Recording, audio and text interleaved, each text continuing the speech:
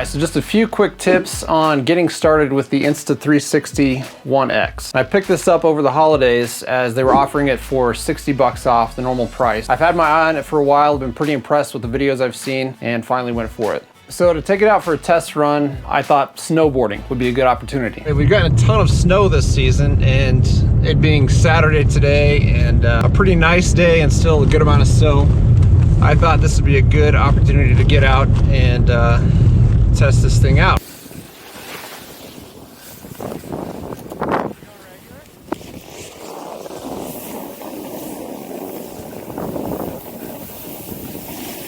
And the first thing I'll mention is this thing is really easy to get up and running right out of the box. Pretty much all you have to do is put in the battery, charge it, put in the memory card, hit power, and you're good to go.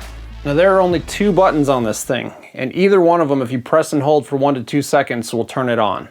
And once it's on, this bottom little button will select the different modes for you, and the top bigger button is either the record or the select button. And there's only 3 basic modes you have to pick from when you get started with this thing, and that's photo, video, or settings. And note that it always starts in photo mode when you power it on. So if you want to do video, you're always going to have to select past photo into video mode in order to record video. The default setting for video mode when you first start videoing is 30 frames a second and 5.7K. But if you want to change that to something like 24 frames a second, you can just go into settings and do that. Now when you go into the settings, you've got a lot more options to work with, and I won't dive into all those, but basically that's where you're going to find your option for time lapse or for slow motion, other frame rates and things like that. Next tip is make sure that you have a good enough memory card.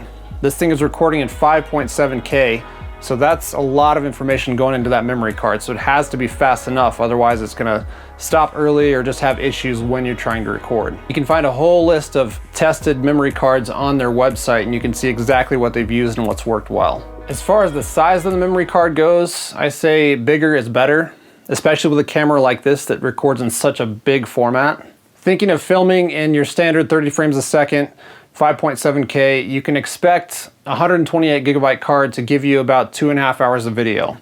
So a 64 gig, you're looking at 1.25 hours or 1 hour and 15 minutes. 32 gig, you're looking at about 37 minutes.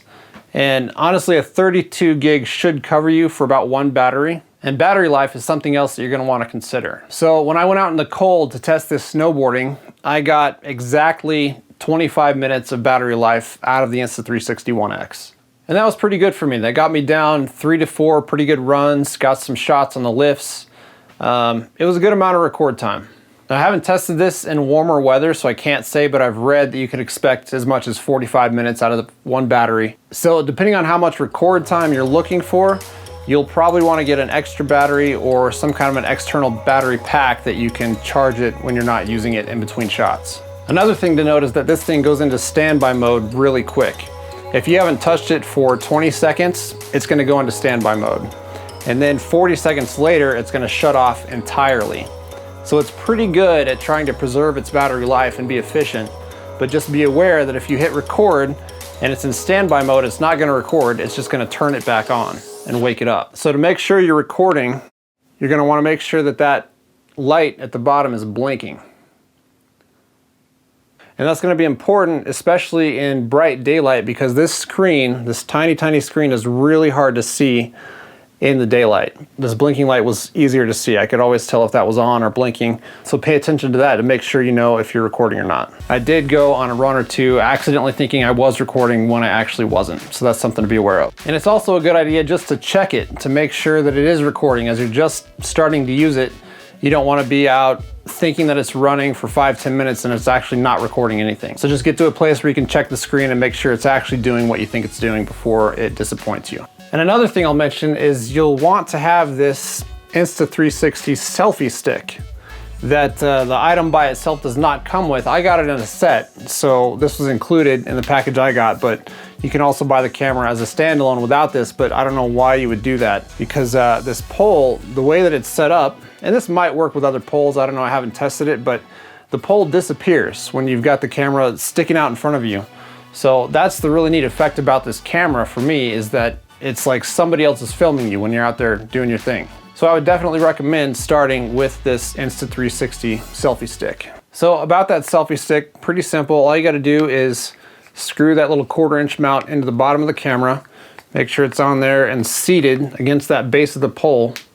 And then when you go to extend it, you just wanna turn it counterclockwise, and that loosens up all the little joints. And then once it's fully extended, you just wanna turn it clockwise. And that'll tighten it up so it's nice and sturdy for when you're out doing your thing. And when you go to close it, same thing, counterclockwise to loosen up all those joints, and it slides right down. Selfie stick. Definitely recommend it to get the most out of this camera. So I mentioned earlier the issue of it going to sleep really quickly, so I just thought I'd mention that you can enable Insta Capture, which if you go into settings, you can find the little menu that has that and enable it. So what that means is even when the camera is off, you can just press and hold that record button, and once you've held it for about 2 seconds, it will come on, and within about 6 seconds, it's recording video.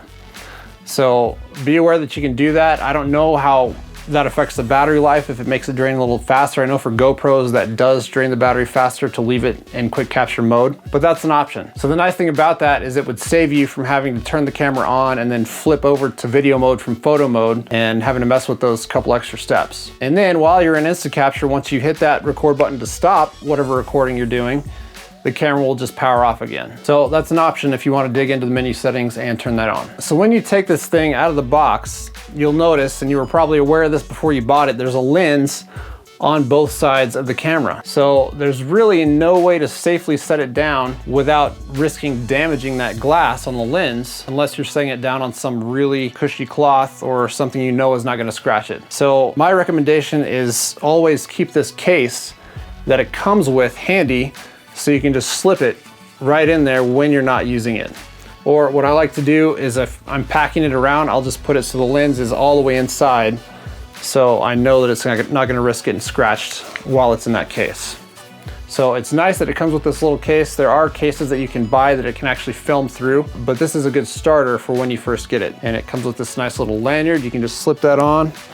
Worked really well when I was out snowboarding because I could just slip this under my sweater and my jacket. And when you're out there filming, you're gonna wanna make sure that these lenses both stay clean, because the tiniest little speck of snow or of dust or of dirt is gonna show up as a big glob on the big screen. I feel like I might be stating the obvious here.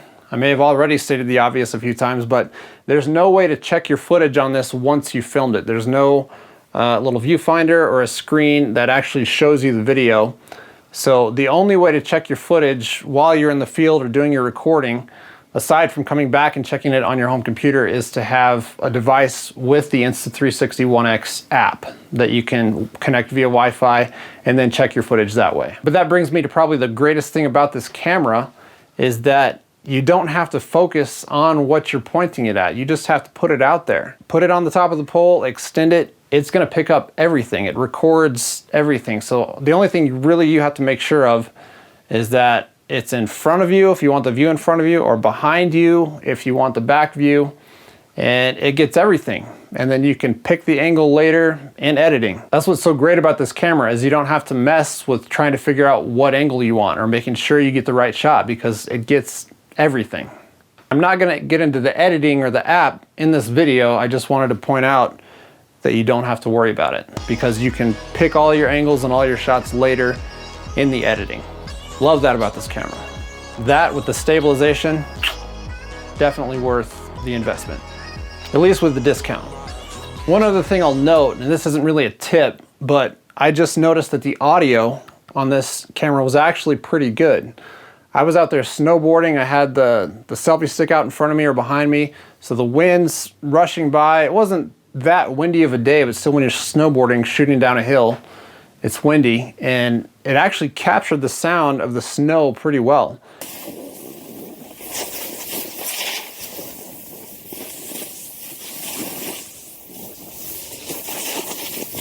And didn't really pick up that much wind noise. So if you're interested in the audio quality, I was pretty impressed with this camera. It did a pretty good job.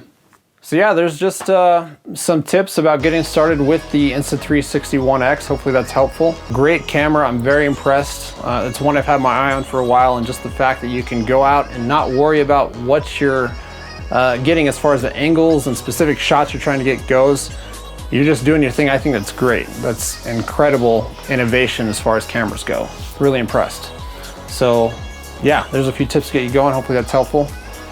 Have fun.